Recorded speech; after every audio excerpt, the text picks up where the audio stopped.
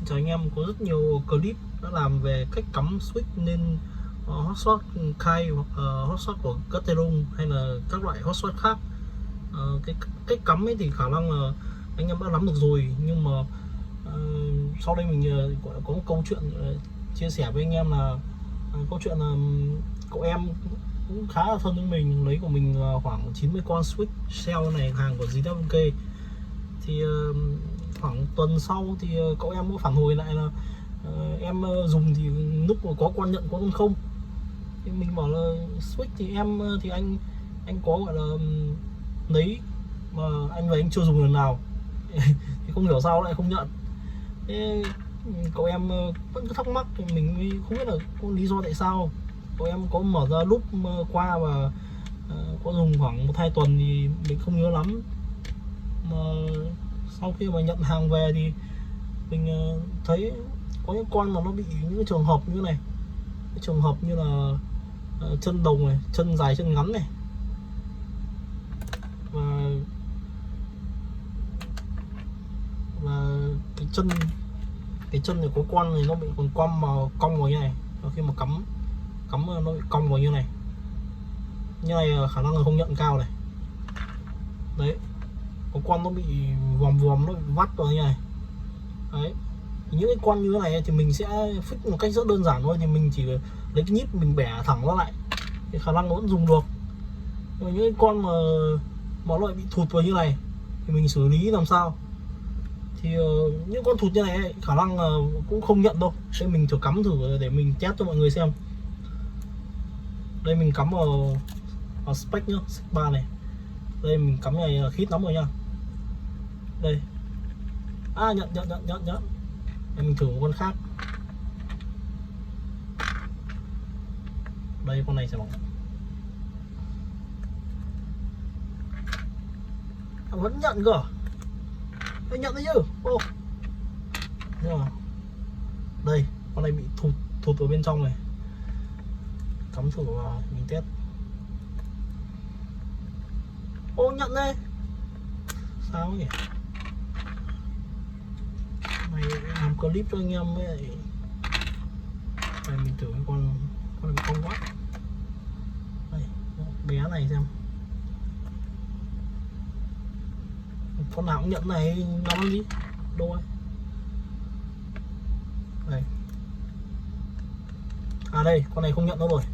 Để mình loát lại trang này cho mọi người xem. Đây mình bấm này, không nhận đâu rồi. Không nhận rồi. Đấy, thì như con này đây mình bấm này không nhận nữa. Như con này mình sẽ xử lý như thế nào? Tại vì nó thụt vào cái chân đồng này, chân đồng mỏng này, dẹt này, nó bị thụt vào bên trong. Như mọi người có thể thấy là nó không có bằng với cái chân bên kia. Thì mình sẽ xử lý như thế nào? Thì một là anh em có thể gọi là cầm nhíp này, giật cái chân đồng này ra. Đấy, hai là anh em tháo hẳn nó ra.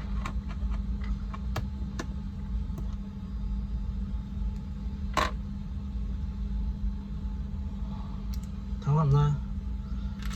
Đấy, anh em ấn từ đây. Đây, cái chân đồng này. Cái chân đồng này ấy, là nó có cái lá đồng to này. Em sẽ ấn từ trên xuống.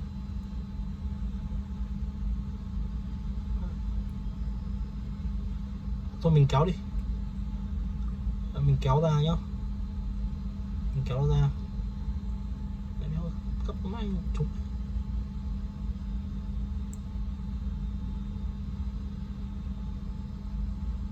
Đây mình kéo, các bạn có thể thấy là cái này nó thụt xuống, và hai cái này bằng nhau rồi.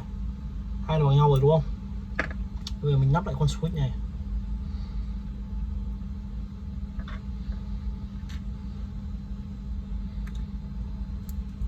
Đây mình sẽ test thử trên chính cái chỗ đấy luôn, chính cái thanh spec, cái chỗ spec đấy luôn, xem nó có nhận không. Đấy, nhận rồi. Đây, nhận rồi.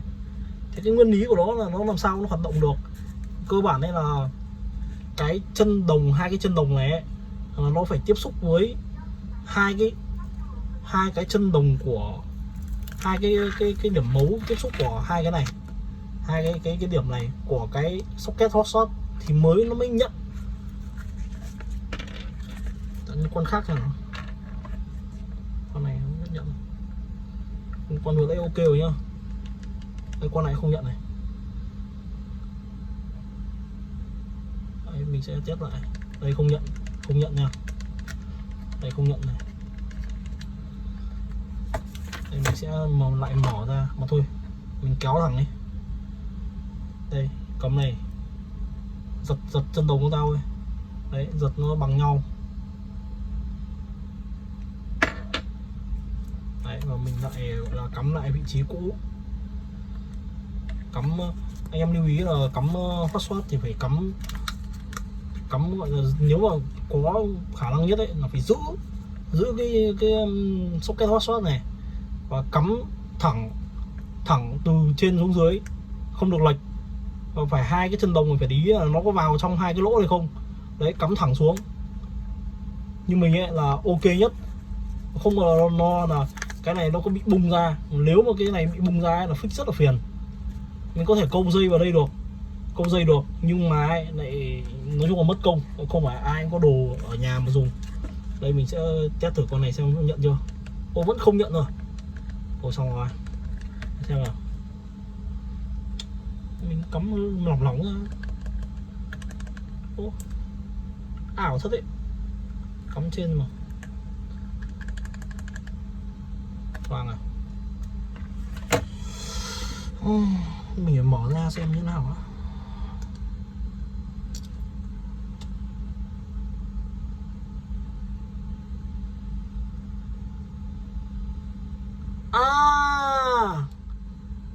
Con này ấy thì lại bị một cái nó còn đau khổ hơn. Con này bị một cái đau khổ này, nó vừa bị thọt.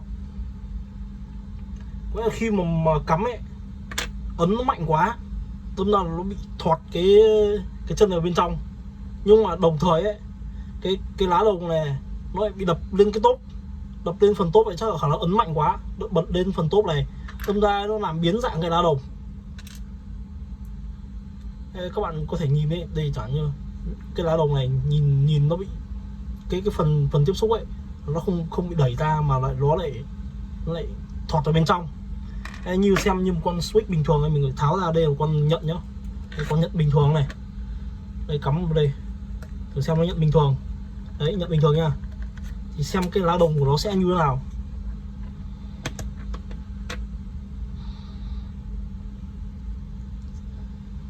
Khó tháo vậy.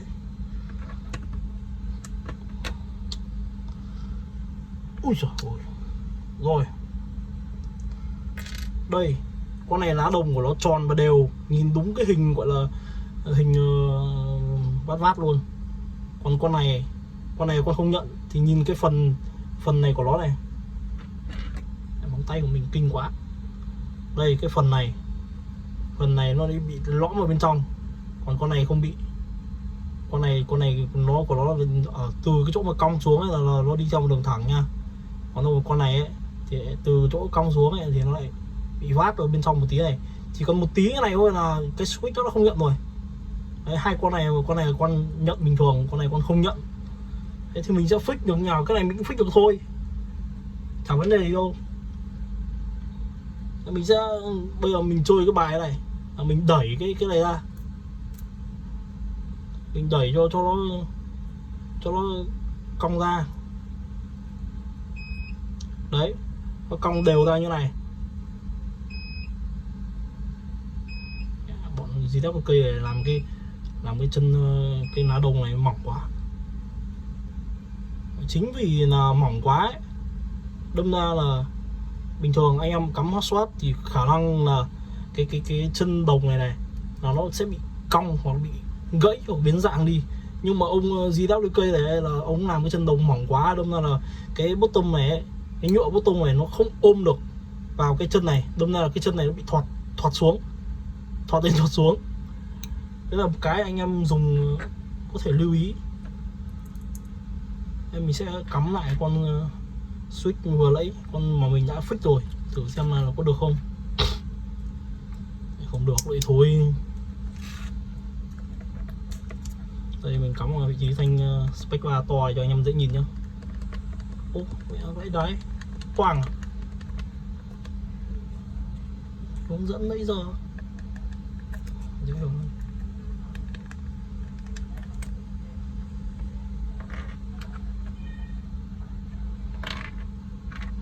Thao bất tuyệt, phích không được nhưng cắm ở đâu cũng không thấy nhận, không thấy nhận nha. Mình sẽ thử lau cái lá đồng đi xem có nhận không.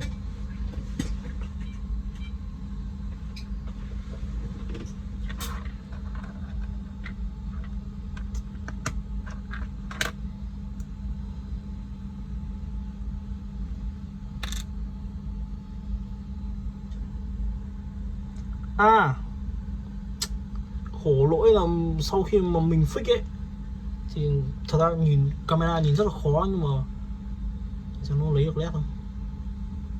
Lấy led này rồi. Đây sau khi mà mình fix ấy thì hai cái chân, hai cái lá đồng này nó vẫn chưa chạm vào nhau. Nó không chạm vào nhau thì có nghĩa là nó không nhận được. Mình sẽ thử đẩy ra một tí mà.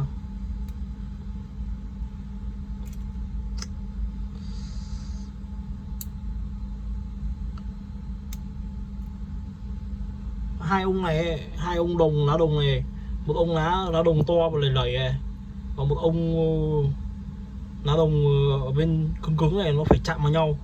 Thì khi mà cái steam nó lên xuống ấy thì nó mới nhận. Đây mình giật hẳn lá đồng ra nhá. Mình sẽ bẻ lại cho cong đều. Ảo thật ấy.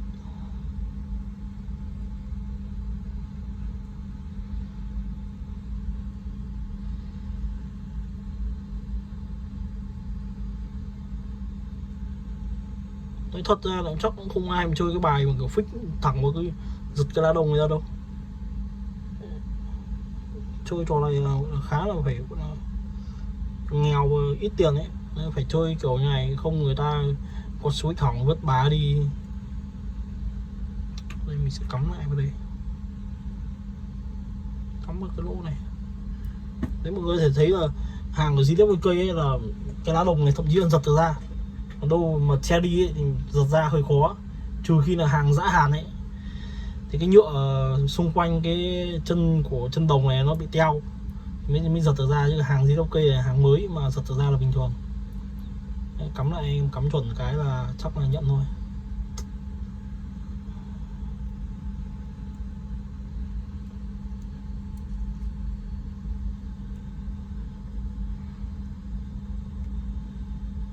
Ok, ok không thì bây giờ phải cắm thử biết được là ok hay không.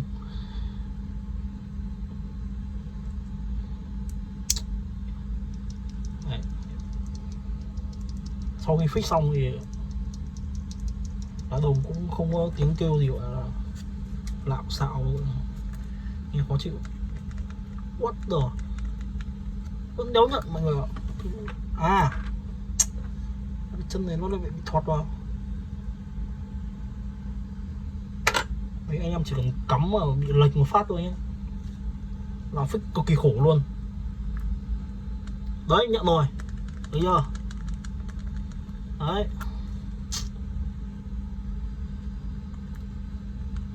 đấy bấm sang nút khác, đây chữ M này, đấy chữ M ông nhận rồi nha. Hỏi chấm này, à đâu hỏi chấm không? Hỏi chấm nhận rồi, con này coi như ok. Đấy thì chắc là những con khác thì khả năng là fix cũng như vậy thôi. Những con mà bị cong chân này thì anh em bẻ lại mà anh em fix một cách đơn giản thôi. Mình không biết là nó có bị cong cái lá đồng như vừa nãy không. Cong lá đồng này đầu lắm. Đây mình reset lại cái con vừa nãy là mình lắn lại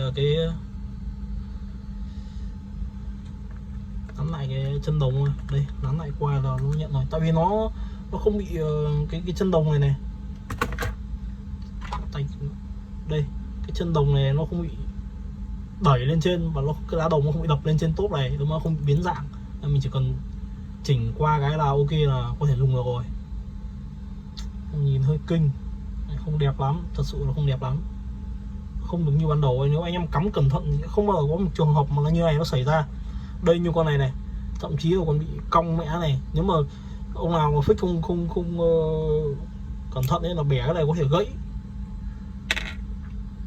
Những cái con mà switch khoảng tầm 5-6 nghìn thì anh em vứt mẹ đi cũng được. Nhưng mà những cái con như thế này giá trị của nó lên tới gần bát phở, nên anh em chịu khó fix, không phải mất tiền mua bát phở, giờ đang dịch khó khăn. Đấy, anh em kéo vừa kéo ra này nhá, mình sẽ cắm vào mình fix thử. Mình vẫn fix là spec by, anh em nhìn dễ. Đấy, kéo ra cái là fix được là ok rồi. Khả năng là tất cả những con đều fix một đấy. Nếu mà con switch không nhận đấy, một là chân lá đồng, chân đồng của switch bị thụt vào như này. Hai ấy, nó bị cong như này, đấy là không nhận. Ba là anh em có fix mà cái chân này ok rồi, mà nó đẹp đẽ, mà nó mới, mà nó thẳng như thế này, đấy, thẳng như một con switch mới như này, đấy, nó thẳng và đẹp như này mà nó không nhận ấy, thì anh em phải xem cái phần bên trong nó có tiếp xúc với nhau không.